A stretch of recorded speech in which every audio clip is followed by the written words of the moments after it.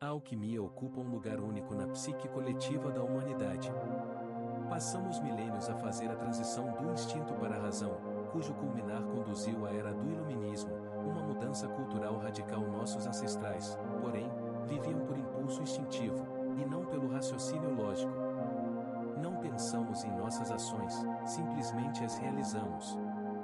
Formas de pensamento, gestos universalmente compreensíveis e muitas atitudes seguem um padrão que foi estabelecido muito antes de o homem desenvolver uma consciência reflexiva. As pessoas não têm ideias, ideias têm pessoas. Foi o psiquiatra e psicólogo suíço Carl Jung quem reconheceu que, no nosso mundo cada vez mais racional e materialista, estávamos a privar-nos do nosso mundo interior, o inconsciente, que é a raiz do nosso ser. Isto não significa que devemos regressar a um modo de vida primitivo, mas antes reconhecer a unilateralidade da nossa mente racional moderna, que apenas olha para o exterior. Devemos nos reconectar com o inconsciente. Podemos então informar a nossa vida consciente e racional, criando um diálogo com o inconsciente, através de sonhos, mitos, símbolos e rituais. O sonho é uma pequena porta escondida nos recônditos mais íntimos e secretos da alma, abrindo-se para aquela noite cósmica que era a psique muito antes de haver qualquer consciência do ego, e que permanecerá psique, não importa quão longe a nossa consciência do ego se estenda.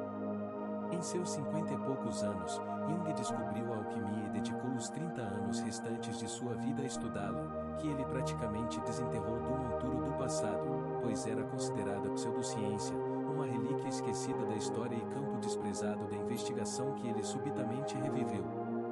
No entanto, a alquimia era tudo menos pseudociência.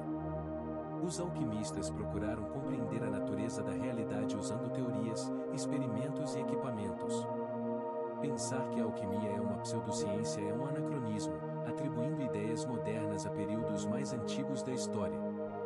Tudo o que a mente moderna não consegue definir considera insano. A alquimia pode ser abordada de diferentes maneiras. Os historiadores da ciência veem-na como antecessora da química e despojam-se de todos os aspectos simbólicos e míticos. Na verdade, o nome química deriva de alquimia, sal química. A química é a desacralização da alquimia, e a alquimia é a sombra da ciência moderna. O foco aqui está nas operações químicas, descobertas e equipamentos. Com seus experimentos, os alquimistas criaram substâncias quimicamente puras para fazer vidro, perfumes, tintas, pólvora e muito mais, além de inventarem a destilação do álcool. Os historiadores da religião, por outro lado, concentram-se nos direitos históricos, nos mitos e nos símbolos ligados às obras alquímicas. Uma dessas pessoas é o historiador romeno da religião Mircea Eliade, que escreveu sobre isso em seu livro De Forge et de Crucible. O foco principal de Jung, entretanto, não era como historiador, mas sim como ver a alquimia de uma perspectiva psicológica. Ele escreve: a redescoberta dos princípios da alquimia passou a ser uma parte importante do meu trabalho como pioneiro da psicologia.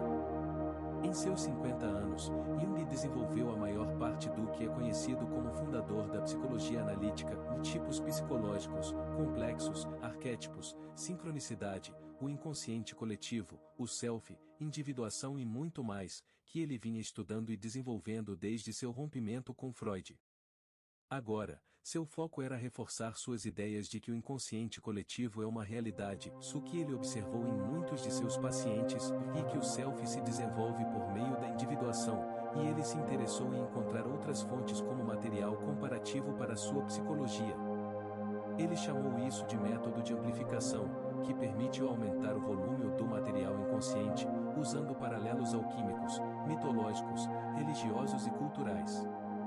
Jung finalmente encontrou o elo perdido, ao escrever, mas quando comecei a entender a alquimia, percebi que ela representava o elo histórico com o gnosticismo e que, portanto, existia uma continuidade entre o passado e o presente.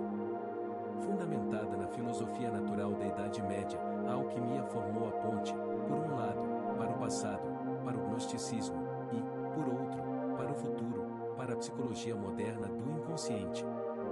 Jung descobriu que muitos dos símbolos alquímicos abordavam a mesma coisa que ele buscava em seu trabalho psicológico anterior e eram surpreendentemente semelhantes às imagens oníricas de muitos de seus pacientes. Ele acreditava que os símbolos alquímicos eram produtos do inconsciente coletivo que apareciam às almas atormentadas dos alquimistas, precursores de sua psicologia analítica. Antigos textos alquímicos nos fornecem uma riqueza de insights simbólicos sobre a mente humana e os comportamentos humanos que continuam a ser de vital relevância.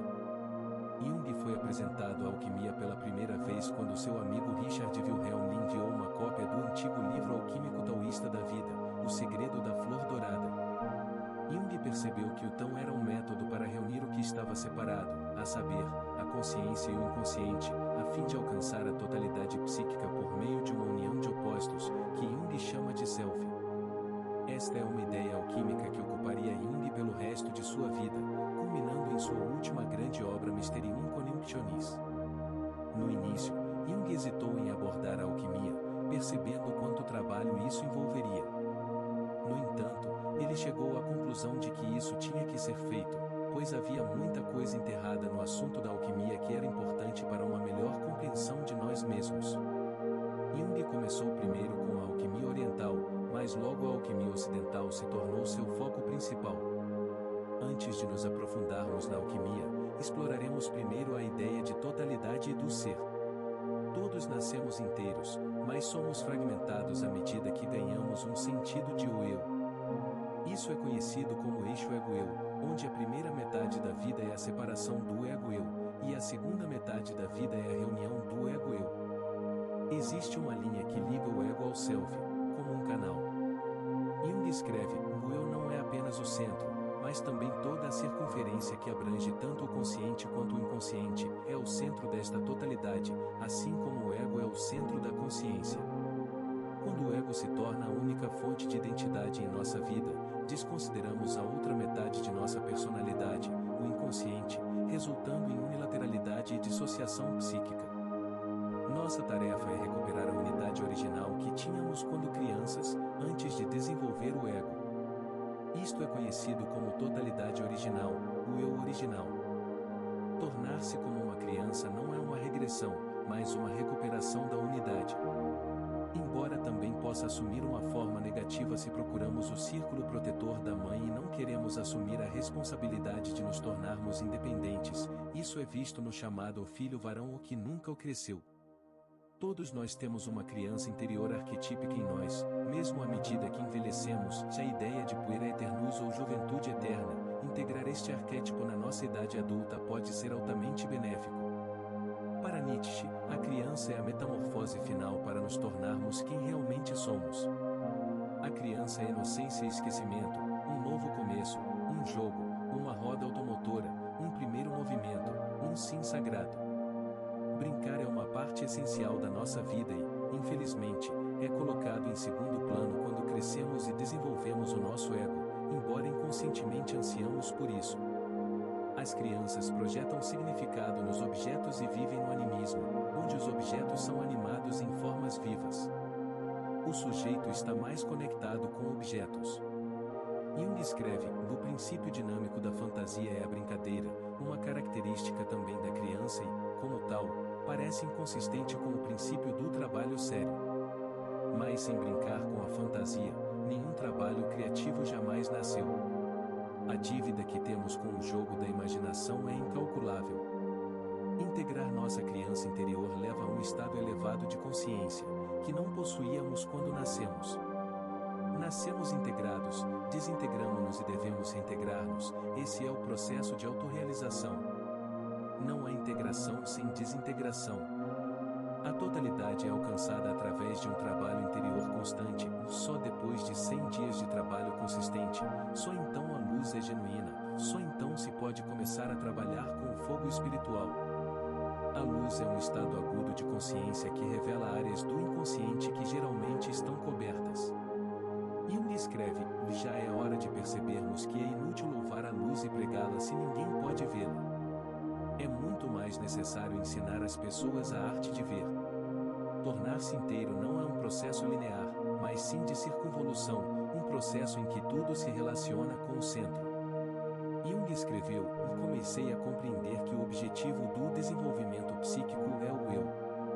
Não existe evolução linear, há apenas uma circunvolução do eu. Essa percepção me deu estabilidade e, gradualmente, minha paz interior retornou. Eu sabia que, ao encontrar a mandala como expressão do eu, havia alcançado o que era para mim o máximo. Talvez outra pessoa saiba mais, mas eu não.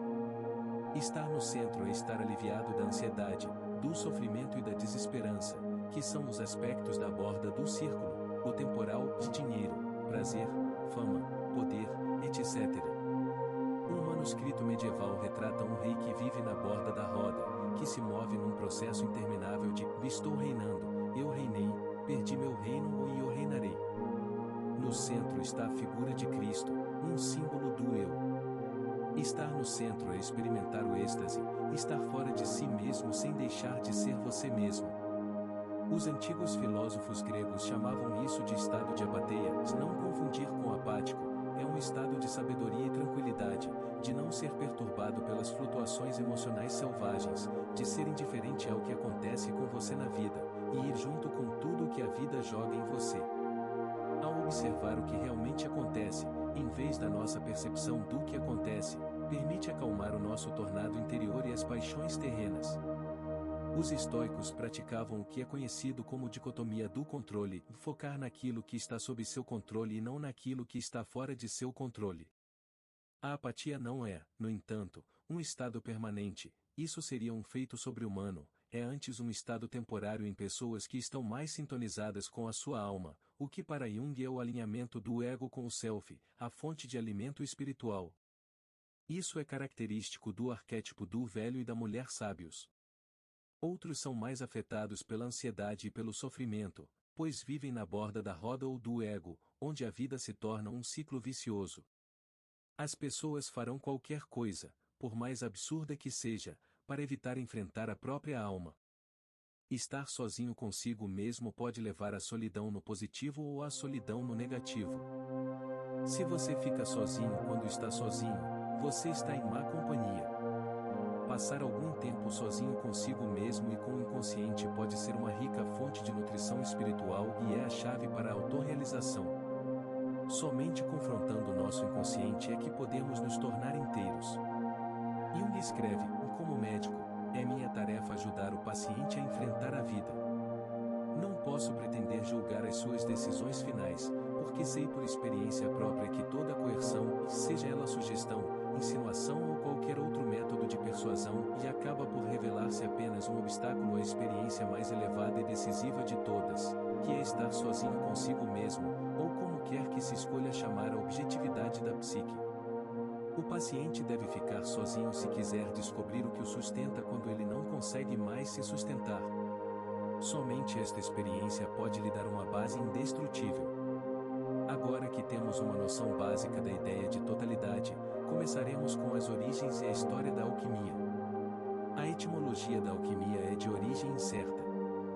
Disse que deriva do árabe alquimi, sal sendo o prefixo para o, a palavra vem do antigo nome do Egito, Skeme, que significa as terras negras, os solos férteis ao longo do rio Nilo, distintos de exoterras vermelhas ou do deserto. Portanto, a alquimia pode ser vista como a arte egípcia ou a arte negra. Outros acreditam que a palavra árabe deriva da palavra grega quimeia, que significa o fundir junto ou o derramar junto. O termo alquimia pode muito bem ser uma mistura destas diferentes fontes.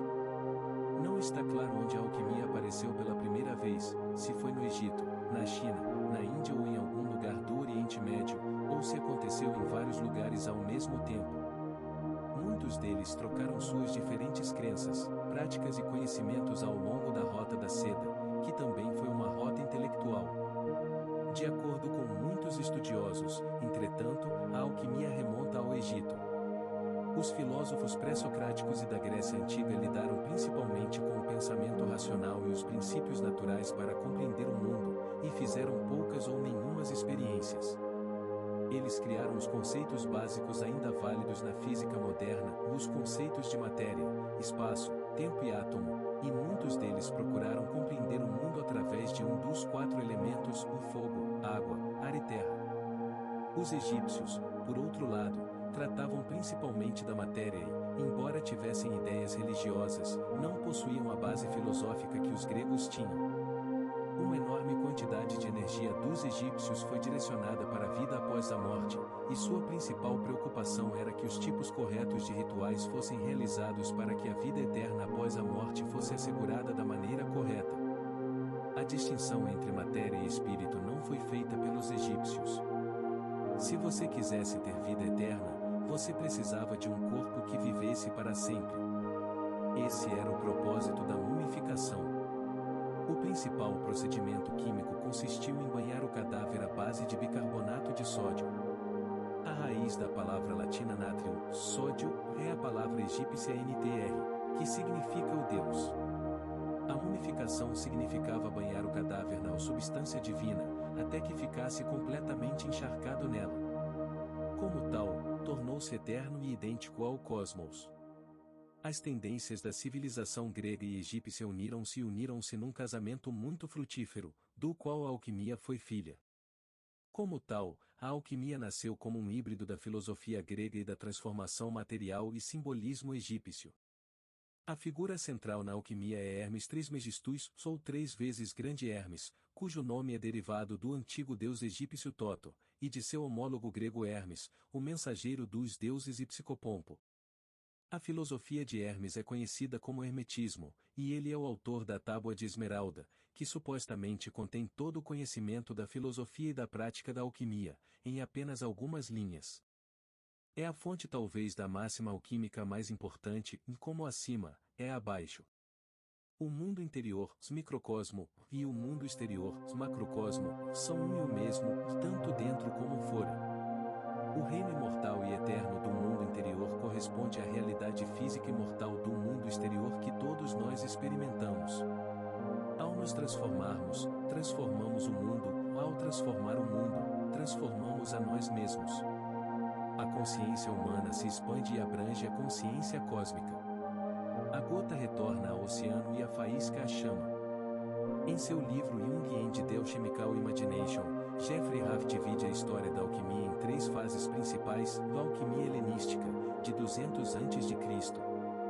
até 600 DC, a alquimia árabe, estendendo-se até cerca de AD 1000, e a alquimia latina, que continuou de cerca de 1100 a 1700.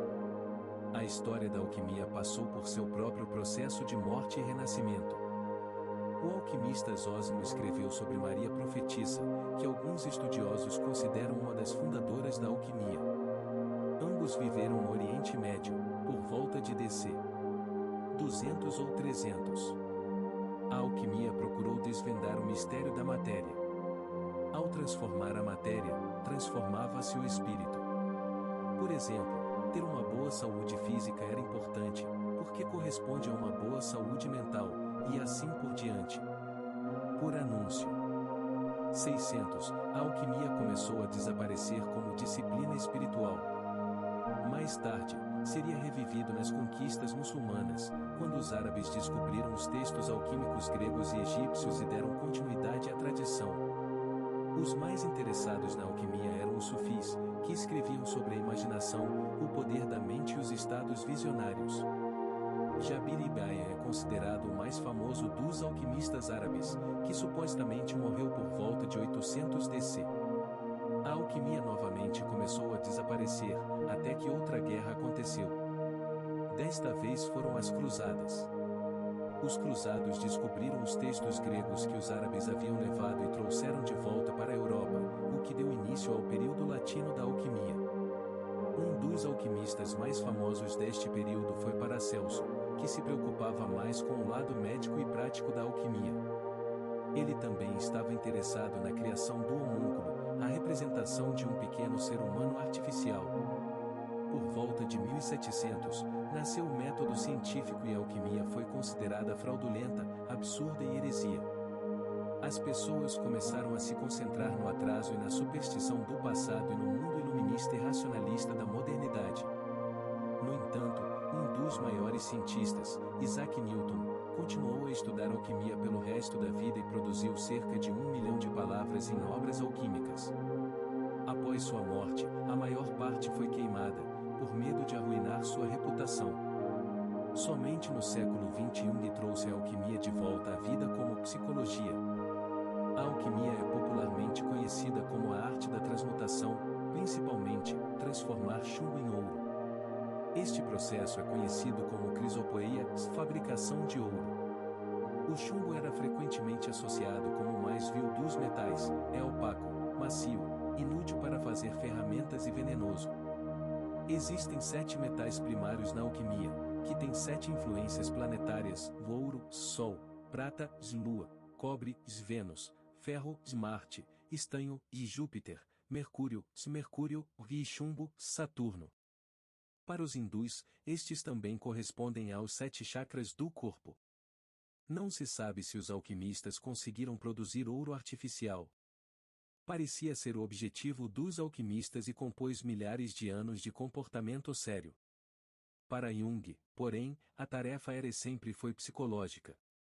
O produto final não é de natureza material, mas sim espiritual. A alquimia é a arte de expandir a consciência, de autorrealização. Há nas coisas naturais uma certa verdade que não pode ser vista com o olho exterior, mas é percebida somente pela mente, e disso os filósofos tiveram experiência e verificaram que sua virtude é tal que faz milagres. Transformem-se de pedras mortas a pedras filosóficas vivas. O alquimista espiritual esconde a verdade intencionalmente, de modo a evitar que pessoas mais ou charlatões vencidos pela ganância e pela posse material tenham acesso à sua sabedoria. Houve muitos alquimistas diletantes que não conseguiram compreender a natureza espiritual e psicológica da alquimia como transformação interior. Além disso, ocultar a verdade ajudou a protegê-los da perseguição de fanáticos religiosos, pois era considerada herética e resultaria em sentença de morte. Os alquimistas não estavam apenas preocupados com o chumbo, mas também em transformar o tipo mais inferior de matéria que se possa imaginar em carne podre, urina, veneno, fezes, etc., na expressão do tipo mais elevado de matéria, o ouro. Isso é conhecido como matéria básica ou prima matéria, matéria primeira, que é a única coisa que constitui tudo no universo e é a fonte da vida. Existem centenas de sugestões diferentes para esta substância indescritível. Psicologicamente, pode ser definido como a nossa própria consciência. Um famoso ditado alquímico é: "Incerquilinis invenitur", na sujeira será encontrado. Aquilo que você mais valoriza na vida se encontra nos lugares menos prováveis. Muitos trabalhos alquímicos são difíceis e aparentemente impenetráveis, é como navegar por um labirinto, mas às vezes você tropeça em uma joia. A prima matéria se expressa numa trindade. Estes são conhecidos como tria-prima, aos quais os alquimistas deram codinomes: enxofre, alma, mercúrio, espírito, e sal, corpo. Estes compõem tudo no mundo. O processo de transformação da matéria passaria sempre por estes 3 princípios. Na arte alquímica da espagíria, que significa separar e recombinar, o alquimista transformava plantas e ervas em óleo por destilação, criando óleos essenciais, a alma. No processo de fermentação, eles criariam o licor, aguardente, por isso chamamos de aguardente alcoólica. E a destruição da planta pelo fogo criaria uma cinza, que ao ser lavada com água, filtrada e evaporada, deixaria cristais de sal no corpo. Isto nos mostra que os alquimistas realmente pensaram seriamente sobre a ligação entre o mundo interior e o mundo exterior. Os alquimistas viam o corpo como todos os objetos e materiais que compõem a realidade. No entanto, estes são meros conceitos ou ideias. A realidade física não é tão sólida quanto imaginamos. O mundo pode assumir uma aparência totalmente nova dependendo da nossa percepção dele. Este é um reflexo do espírito, que é a mente. E a alma é a causa de tudo o que existe. O espírito é a ponte que une corpo e alma, representado por Mercúrio, a versão romana de Hermes, que também é parente de Toto, são todos o mesmo arquétipo. Em suma, a alquimia é a compreensão de como o inconsciente, seu espírito, se relaciona com a consciência, seu corpo, que para Jung representa a personalidade total de alguém, o self, a alma. Para compreender a natureza da realidade, é preciso compreender a prima matéria. Ao dividi-lo em suas partes componentes, o alquimista reuniria então as partes de modo a criar uma nova substância, alterando os diferentes elementos, fogo, água, ar e terra, e qualidades, quente, frio, seco e úmido. Este é um princípio importante na alquimia, conhecido como solve e coagula, um processo de decomposição para separar e reunir, que é idêntico ao significado da espagíria. O objetivo de transformar a prima matéria é criar o lápis philosophorum, a pedra filosofal, que é o símbolo central da alquimia. É a substância que atua como catalisador intermediário e, ao misturá-la, transforma a matéria básica em ouro. A obtenção da pedra faz parte do que é chamado de opus magnum, a grande obra, dos alquimistas. Os alquimistas acreditam que a obra procede de um e leva de volta a outro. Isto é expresso no famoso axioma de Maria, um tema recorrente na alquimia e símbolo da totalidade, que Jung cita: um torna-se dois, dois torna-se três, e do terceiro surge o um como o quarto. Esta é a essência da pedra filosofal, cujo símbolo é o círculo quadrado. Na imagem podemos ver todos os princípios da alquimia acontecendo. O círculo externo é uma representação da alma, cujas possibilidades são ilimitadas e infinitas. Dentro do círculo, há um triângulo, a tria prima. Depois temos um quadrado, que simboliza os 4 elementos. Quando tudo isso é reunido, obtemos mais uma vez o círculo da alma. Isso pode ser repetido numa regressão infinita e é o que compõe a pedra filosofal. A pedra é por vezes descrita como capaz de produzir a panaceia universal, que cura as doenças e sofrimentos da humanidade, o alcaeste ou solvente universal, capaz de dissolver qualquer substância sem destruir o seu componente fundamental, o santo graal, que concede a juventude eterna. E o elixir da vida, que concede a imortalidade, interessava principalmente aos alquimistas chineses. Ironicamente, muitos imperadores chineses que procuravam prolongar a sua vida morreram por beberem elixires. Estas ideias devem ser tomadas como trabalho interno, não existem atalhos para a autorrealização. Foi o nosso desejo pela verdade e pela iluminação da nossa natureza que nos motivou a procurar, através de todos os meios possíveis, aquela coisa que inconscientemente sentíamos que havíamos perdido e que cabe a nós readquirir. Para Jung, a pedra filosofal está em nós mesmos, é o velho ditado: conhece a ti mesmo. A pedra alquímica, o lápis lazuli, simboliza algo que nunca pode ser perdido ou dissolvido, algo eterno que alguns alquimistas compararam à experiência mística de Deus dentro da própria alma. Geralmente é necessário um sofrimento prolongado para queimar todos os elementos psíquicos supérfluos que escondem a pedra. Mas alguma experiência interior profunda do ser ocorre à maioria das pessoas pelo menos uma vez na vida. Do ponto de vista psicológico, uma atitude genuinamente religiosa consiste num esforço para descobrir esta experiência única e, gradualmente, para se manter em sintonia com ela, se é relevante que uma pedra seja em si algo permanente, de modo que o eu se torne um parceiro interior para quem a atenção de alguém está continuamente voltada. O significado psicológico da alquimia vem da projeção psicológica. A projeção nunca é feita, ela acontece, simplesmente está ali. Na escuridão de tudo o que é externo ao que encontramos, existe uma vida interior ou psíquica que é a nossa.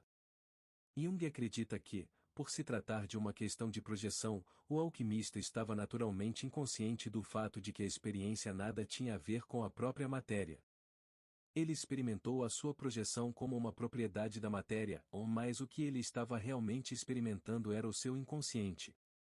Esta foi uma época em que a mente do alquimista ainda lutava com os problemas da matéria, quando a consciência exploradora era confrontada pelo vazio escuro do desconhecido, em que figuras e leis eram vagamente percebidas e atribuídas à matéria, embora realmente pertencessem a ela. Para a psique, tudo o que é desconhecido e vazio está repleto de projeção psicológica, é como se a formação psíquica do próprio investigador estivesse refletida na escuridão. O que ele vê na matéria, ou pensa que pode ver, são principalmente os dados do seu próprio inconsciente que ele projeta nela.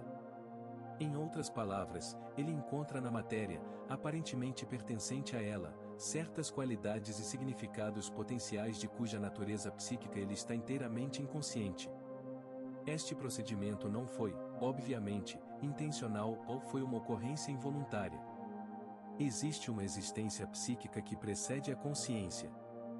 De tempos em tempos, recebemos mensagens deste reino através de sonhos, fantasias, intuições, visões e assim por diante, e é delas que tiramos a conclusão de uma existência psíquica em nós mesmos que é totalmente diferente da nossa mente consciente. Assim, existe na alquimia uma quantidade surpreendente de material do inconsciente, produzido numa situação em que a mente consciente não seguia um programa definido, mas apenas procurava. Esse é um ponto importante. As conclusões são espontâneas, ao contrário de outros materiais simbólicos que sempre foram revisados. A alquimia contém uma coleção de símbolos arquetípicos com um mínimo de personificação. As representações dinâmicas do processo transformador subjetivo que ocorre nos indivíduos não apenas forneceram confirmação e validação dos próprios conceitos de Jung, mas ele descobriu que forneciam um rico léxico para a compreensão dos sonhos de seus pacientes e de uma série de fenômenos culturais. Para nos tornarmos quem somos, é necessária uma reconexão com os instintos, com o inconsciente e com o mundo mítico. E ao mesmo tempo, manter um ego forte para diferenciar entre o cotidiano e os arquétipos do inconsciente coletivo. É preciso saber a diferença para aplicar o pensamento racional e o comportamento ético aos produtos do inconsciente sem ser dominado por eles ou se curvar a eles, mas também sem ignorá-los e tratá-los como se não tivessem sentido. Quando alguém se fecha completamente ao inconsciente, também se fecha a energia que vem desses símbolos. Isso pode levar à alienação e à depressão. Meditação, oração, sonhos, etc., são todos processos de cura que nos permitem reintegrar o nosso eu fragmentado, alinhar-nos e estar em harmonia conosco próprios. Isso não pode ser feito pelo raciocínio lógico, é um modo de ser participativo e existencial. A união de opostos num nível superior de consciência não é uma coisa racional, nem é uma questão de vontade, é um processo de desenvolvimento psíquico que se expressa em símbolos. A maneira de atrair o inconsciente para a consciência é interagindo com símbolos, que são a linguagem do inconsciente. Estamos constantemente rodeados de símbolos na nossa vida cotidiana, desde tempos imemoriais. E embora tenhamos menos consciência deles do que os nossos antepassados, porque criamos um ambiente artificial e um estilo de vida que, em muitos casos, vai contra os nossos impulsos instintivos, eles ainda estão muito vivos no nosso inconsciente e desempenham um papel importante nas nossas vidas. Procurar símbolos é como pescar no oceano do inconsciente. Carregar muitos fará com que seu barco afunde, isso representa inflação do ego e arrogância, mas não carregar nenhum símbolo fará com que você se sinta vazio e, sem energia, a vida aparece sem cor, a vida perde o sentido. Como um pescador que volta para casa depois de um longo dia sem pescar, a alma continua com fome. Jung desenvolveu sua própria técnica para lidar com símbolos, que chamou de imaginação ativa. O inconsciente tem 1000 maneiras de extinguir uma existência sem sentido com uma rapidez surpreendente. O trabalho dos alquimistas está repleto de símbolos. Como o Ouroboros, o devorador de cauda, que representa uma cobra ou dragão comendo o rabo. É considerado o símbolo alegórico mais antigo da alquimia, que aparece na Crisopeia do alquimista Cleópatra, simbolizando o conceito de eternidade e retorno sem fim, associado à máxima um é tudo, e tudo é um. Às vezes, um alquimista era iniciado por um professor, que confundia deliberadamente o aluno. Eles não lhe diriam o que realmente queriam dizer, porque queriam que você descobrisse por si mesmo. Se o professor contasse todos os seus segredos ao aluno, não haveria trabalho interno, apenas uma transmissão desapegada de conhecimento, sem qualquer transformação no indivíduo. É preciso trabalhar com o material até chegar a uma compreensão que impacte a vida da pessoa. O ouro é o valor mais elevado da consciência, a realização do ser. Para alcançar esse estado, porém, devemos primeiro desintegrar a nossa consciência do ego. Um se torna muitos, como todas aquelas figuras que aparecem acima da cabeça do meditador no livro alquímico da vida taoísta que apresentou Jung a alquimia. Todo mundo é uma personalidade múltipla, não no sentido patológico do termo, mas na medida em que todos temos personalidades vivas além da personalidade do ego. Estes são os arquétipos do inconsciente coletivo e são autônomos. Você pode vê-los nas figuras dos seus sonhos, que na maioria das vezes, mas nem sempre, representam diferentes partes de você e não de outras pessoas. Isto parece bastante bizarro para nós quando pensamos sobre isso, pois é completamente contrário à nossa vida cotidiana normal. Os antigos filósofos gregos o chamavam de daimon, se não confundir com demônio, uma voz interior, espírito guardião, figura tutelar, anjo ou eu superior que zela por cada indivíduo. Então, como praticar alquimia? Há uma série de operações para alcançar a pedra filosofal, embora não tenha havido um acordo geral sobre quantas ou quais eram. Houve, no entanto, vários passos que ocorrem com mais frequência em textos alquímicos. Em seu livro Anatomia da Psique, Edward Edinger distingue 7 operações como as principais que compõem a transformação alquímica e usa seus termos latinos para diferenciar os processos psicológicos dos procedimentos químicos. São elas, o calcinatio, solutio, coagulativo, sublimatio, mortificatio, separatio e coniunctio. Pode parecer um processo linear, mas não é. É semelhante à noção de circunvolução de Jung, onde uma ou mais operações podem se repetir. As diferentes operações são passos em direção à individuação. O fogo é um símbolo central na alquimia. A alquimia é a arte do fogo, e os alquimistas, os filósofos, pelo fogo. A primeira operação é a calcinatio, processo de queima de uma substância até que ela seja reduzida a cinzas finas. Quando a alma é queimada pelo fogo, ela fica lasciva, ciumenta, frustrada ou irada. O fogo é ativo, energético e instintivo. É diferente da frieza da tristeza intensa, que é passiva, contemplativa e letárgica.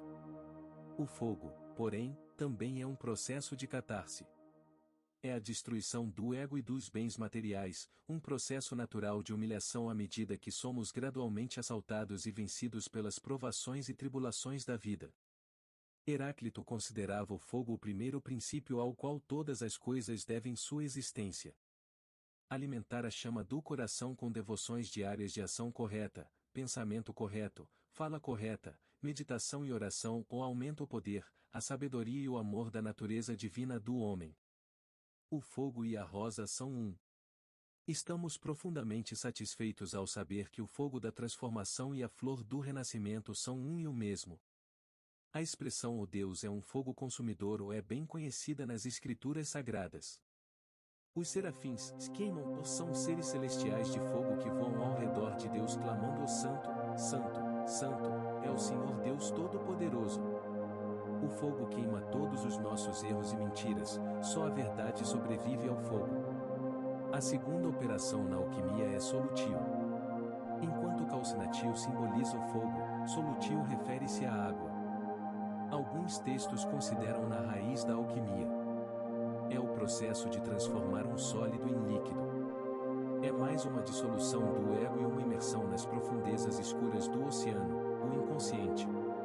A terceira operação é coagulatio, que representa a terra, transformando o líquido novamente em sólido. Assume uma forma fixa, pesada e permanente. É a queda do espírito para a carne, do céu para a terra. O fato de algo ter se tornado terra significa que foi concretizado em uma forma particular, que se tornou apegado a um ego. Expor-se à vida diária e ao trabalho duro solidifica a personalidade. Jung escreveu: passei sem eletricidade e cuido eu mesmo da lareira e do fogão. À noite, acendo as lâmpadas antigas. Não há água corrente e eu bombeio a água do poço. Corto a lenha e cozinho a comida. Esses atos simples tornam o homem simples, e como é difícil ser simples. É importante ter uma forte âncora na realidade ao interagir com o inconsciente, e não se perder no pensamento abstrato, em detrimento da vida prática, que leva à depressão e à melancolia. Ações falam mais alto que palavras. Além disso, quando alguém assume a responsabilidade de tornar conscientes os seus conteúdos inconscientes, caminha para a autorrealização. A palavra humildade vem da palavra latina humus, que significa terra. Uma pessoa humilde tem os pés no chão. Humano é derivado da mesma palavra, aquele que está ancorado. verdade contém uma rica fonte de nutrientes que nos cura. A quarta operação é a sublimatio, relativa ao ar. Transforma o material em vapor, que surge do topo do recipiente alquímico e era visto como espírito, em contraste com o material. A reunião do corpo com o espírito é um processo de elevação onde uma substância inferior é traduzida em uma forma superior por um movimento ascendente. É como respirar o ar puro da montanha depois de uma subida difícil. Quando temos um problema e olhamos para ele de cima, muitas vezes ele deixa de ser um problema, pois ganhamos objetividade psíquica. A sublimatio está associada a escadas, nuvens, carruagens, etc. O processo é libertador, mas também perigoso, pois pode levar alguém a alturas insuportáveis, pode ser desastroso ficar preso no céu. Um jovem relembra vários sonhos que teve. Certa vez sonhei que tinha subido uma escada para uma plataforma alta, e então alguém removeu a escada e eu fiquei preso no alto, sem ter como descer novamente. Outra vez, eu estava subindo uma escada quilômetros acima da superfície da terra, com algo me impelindo para frente. Não ousei olhar para baixo com medo de ficar tonto e largar o degrau. É preciso tanto uma subida quanto uma descida. Este é o paradoxo. Nietzsche expressa isso lindamente: no homem há uma corda amarrada entre a besta e o além-homem, uma corda sobre um abismo. Uma perigosa travessia, um perigoso caminho, um perigoso olhar para trás, um perigoso estremecimento e permanência.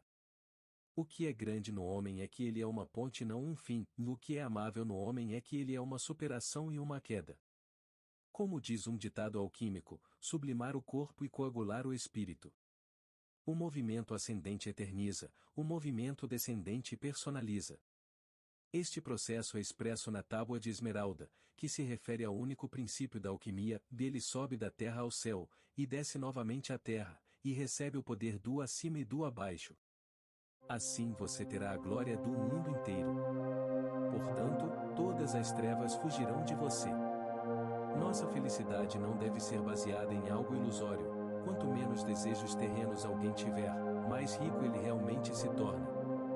As ilusões prendem-nos a um falso sentimento de limitação humana e escravizam-nos, seduzindo-nos a entregar-nos a coisas que dificultam o desenvolvimento da alma. O resto das operações assume uma forma diferente dos 4 elementos. Durante o processo de transformação da matéria, os alquimistas viam ocorrer diferentes etapas ou mudanças de cor: o nigredo, escurecimento, o albedo, esbranqueamento, as citrinitas, amarelecimento, e o rubedo, avermelhamento. A partir do século XV, porém, as cores foram reduzidas a 3, e o amarelo caiu em desuso ou raramente foi mencionado, pois se fundiu com a fase final. O nigredo é uma morte espiritual. Somente tendo a coragem de abandonar as velhas ideias e limitações que estão bloqueando o seu desenvolvimento, é que se pode abrir a porta para uma nova visão, transformando-se em um novo eu. Como escreveu Nietzsche, a cobra que não consegue tirar a pele tem que morrer.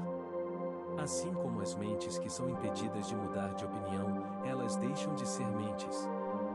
O guia para esse insight não é apenas a experiência adquirida na vida, mas também a escuta do inconsciente, que é o nosso guia definitivo na vida.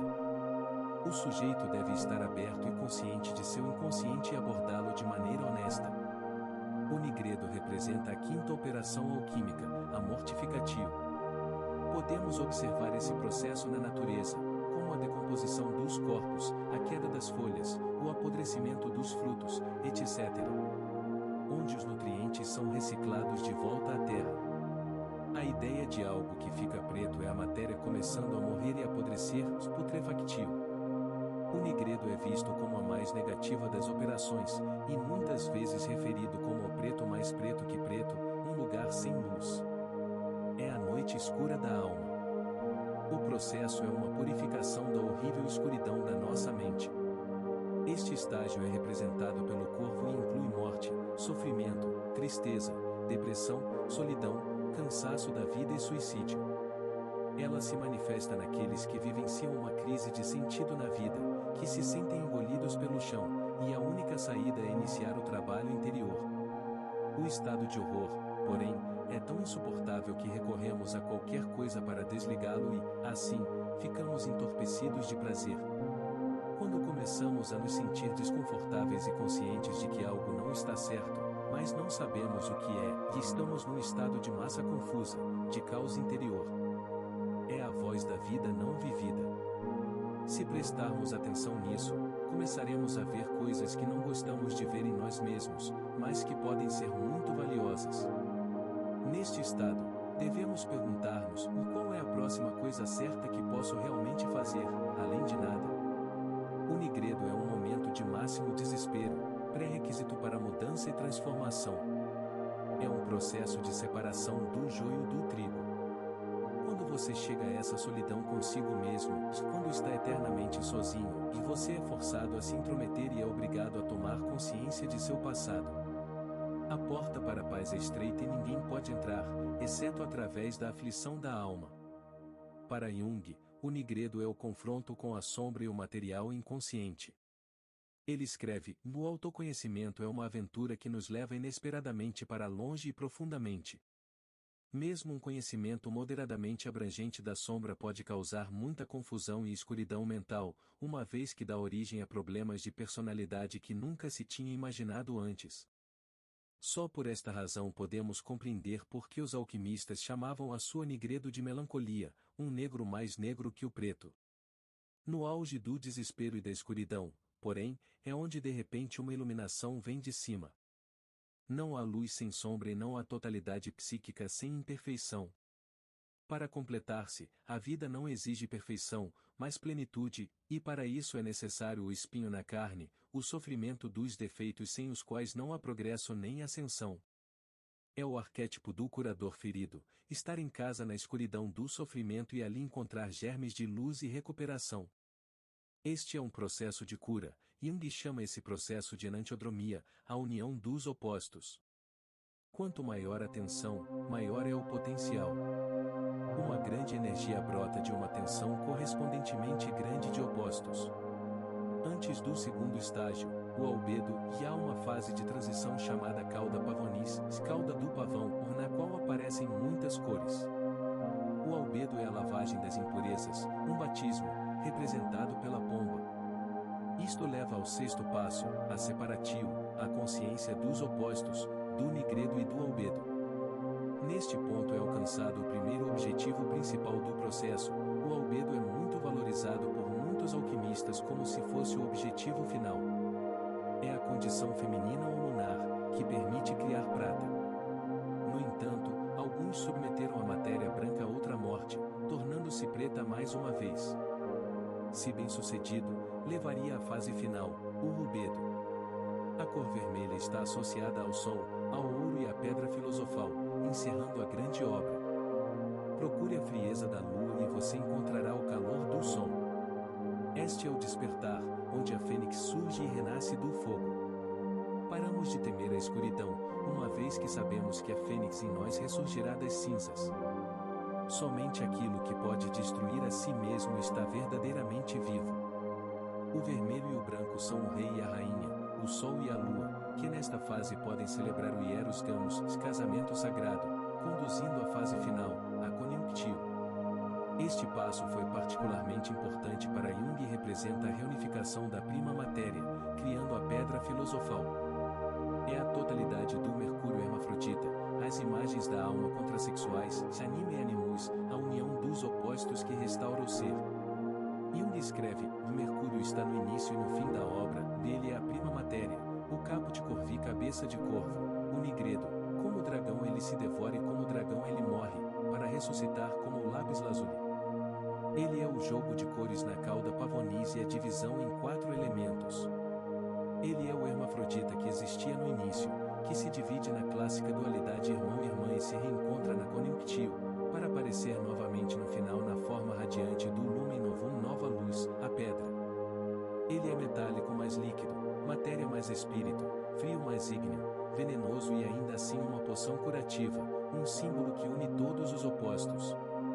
A alquimia é um processo de morte e renascimento espiritual. A morte é o fim ou a transição para uma nova experiência. É a jornada do herói da qual todos participamos.